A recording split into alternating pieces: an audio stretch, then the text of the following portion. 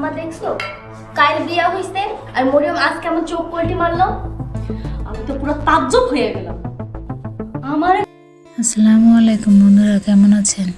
নাটকের শুরুতে আমরা একটি অত্যন্ত গুরুত্বপূর্ণ হৃদয়স্পর্শী দৃশ্য দেখতে পাই। মায়ার মামা শয্যাশয়ী এবং মৃত্যুর কোলে ঢলে পড়ছে। ঠিক আগ মুহূর্তে তিনি মায়াকে শেষবারের মতো দেখার আকুতি জানান। এই দৃশ্যে অভিনেতাদের পারফরম্যান্স ছিল অসাধারণ, বিশেষ করে মায়ার মামার মৃত্যুর পথযাত্রী অভিনয় এবং তার শেষ ইচ্ছা মায়ার আবার নতুন করে সংসার করার পুরো দৃশ্য এক ধরনের বিষাদময় আবহাওয়া তৈরি করে। মামার মুখে কালিমা পাঠ করে মৃত্যুবরণ করার দৃশ্যটি দর্শকদের মনে আধ্যাত্মিক প্রশান্তি দেয়। মৃত্যুর পর জামাল প্রবেশ করে এবং তার মানবিক দিক এখানে ফুটে ওঠে। জামালের মামা ছিল তার একজন কর্মচারী। জামাল তার প্রতি কৃতজ্ঞতার স্বরূপ 1 বছরের অগ্রিম বেতন এবং 20,000 টাকা নগদ মামির হাতে তুলে দেন। এখানে জামালের চরিত্রটি একজন আদর্শ মুসলিম দয়ালু মুনিব হিসাবে সার্থকভাবে ফুটে তোলা হয়েছে।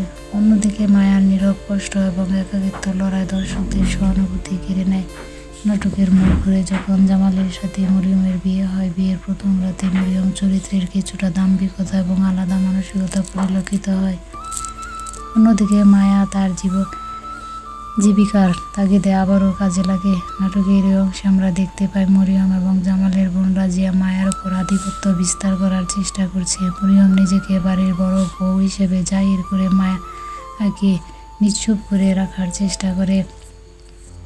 এমনকি সে জামালের মাকেও রান্নার কাজে লাগিয়ে দেয়, যা এক ধরনের বাড়ি অনাচারকে তুলে ধরে। মরিয়মের মা তাকে বুদ্ধি দেয় কিভাবে সংসার নিজের কবজায় রাখতে হয়। এই অংশে নেতিবাচক মানসিকতার এক নগণ্য রূপ দেখা যায়, যা আমাদের সমাজের এক পরিবারের চিত্র।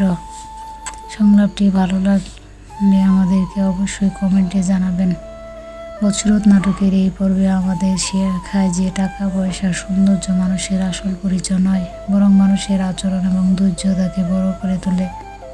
মায়ার এই কষ্ট কি শেষ হবে, নাকি মরিয়মের চক্রান্তে মায়াকে আবার পথে বসতে হবে?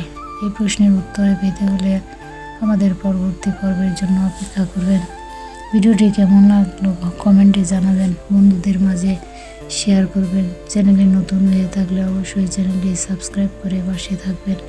পরবর্তী ভিডিও দেখার জন্য আমন্ত্রণ জানিয়ে আজকের মতো এই পর্যন্তই। আল্লাহ হাফেজ।